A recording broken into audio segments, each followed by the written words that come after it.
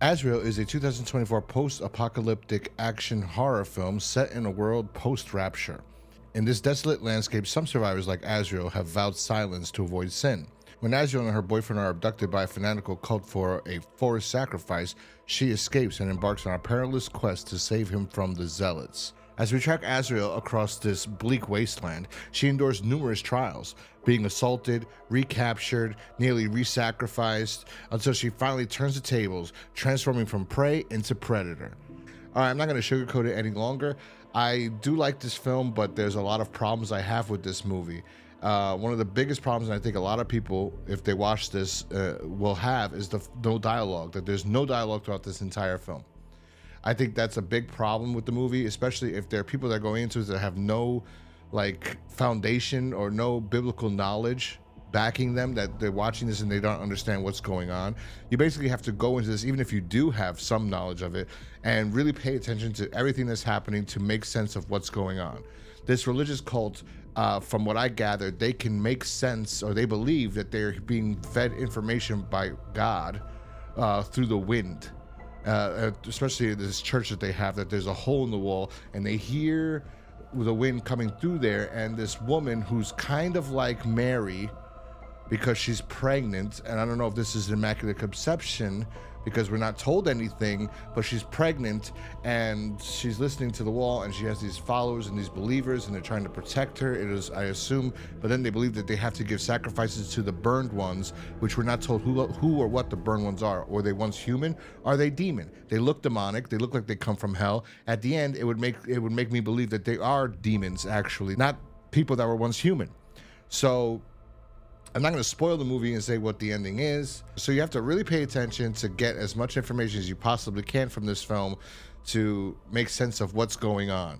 That's probably the biggest negative of the film in general, is you have to make sense of, or try to make a story up in your head of what's actually going on here. We gather that they're chasing Azrael, but also that she wants to escape them already. Was she a part? See, originally I thought she was a part of this cult, and her boyfriend were trying to escape, and they get recaptured. But then, as I'm watching, I go, no, because she's finding out things, so she has nothing to do with them. So somehow she knows about these people, that they're out there, and she's like hiding from this cult that's probably should be bigger than they are. There's a lot of issues here. There's a lot of issues. There's a lot of good though too. The action is fantastic. I believe Samara Weaving as Azrael, as this woman in this wasteland who is being tortured, battered, abused, everything she goes through, and they make it so that it is somewhat believable of her getting beaten so badly and then still managing to overcome issues, because they work it very well how she manages to escape certain situations. So I like that. I thought she was great. She was fantastic in this film, actually. I was rooting for her the entire time, and she never speaks. So that's another very big positive of this movie, is her performance. The director, I think he does a great job. He manages to take what he's given, no dialogue, and make actually somewhat compelling film. And the action sequences, he does a really good job at directing that. This director, E.L. KATZ, I don't think he's related to A.L. KATZ. He is also known for, I think he directed a few episodes of Teacup, that series on Peacock, which one day I'll talk about. But I think he did a really good job with this, to be honest, and I could see the difference that he actually has skill, because every time I watch anything on Peacock or from Universal, they all have the same look. Like if you look at Teacup, you watch it, and you watch Chucky, it's like they look the same. There's no difference in style. And in this, you could see he has a style of his own, and he's a good and competent director. I like the cinematography of this film. I think they filmed in Estonia. I think that was great. I think they did a good job picking this place to film at, because it added to the film's look in general and tone. So I like that they picked Estonia to film, and I thought that was good. I also think the other two actresses, besides Samara Weaving, do a really good job in delivering performances without dialogue. Like, you watch and you see their facial expressions and their body language, and then you can understand the relationships between them and their motives in that regard. So I think that was good too.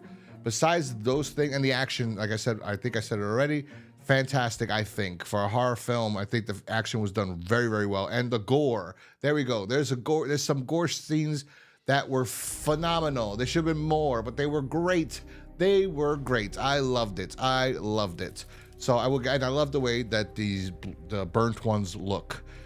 Some of them look better than the others, but I think they look fantastic, creepy, eerie, like fucking people that came out from hell.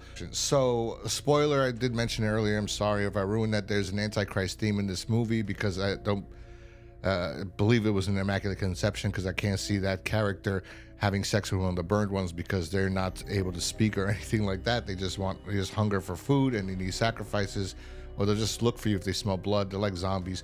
So there's an Antichrist theme in this in the background too. I'm not going to spoil the ending of the movie. I thought that was interesting, but it could have been better developed if there was dialogue between characters and that was explained a little bit more. We have to make it out through pictures and drawings on the walls and what we see, and that is a negative in a sense. Though, and the ending, I'm kind of confused.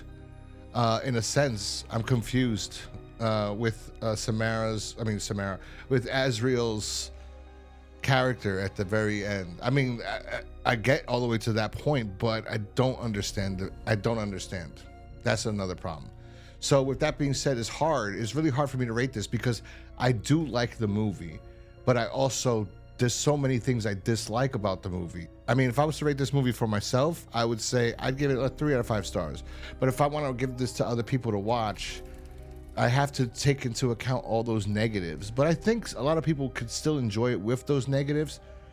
I think they would have a good time. And I think Samara Weaving does a really good job in making you feel for her and root for her throughout. And the director does a good job in telling you this story through all her everything she goes through. Is fun. So I guess I'm just going to give it 3 out of 5 stars. I was going to say 2.5 out of 5 stars, but I give it 3 out of 5 stars. I liked it at the end of the day. It was a decent movie. It could have been better. It should have been better, but I thought it was pretty good. Anyway, let me know if you saw Azrael in the comment section down below, what you thought about the movie. Remember, hit that like button, subscribe if you're new here, and I will talk to you guys next time. Peace.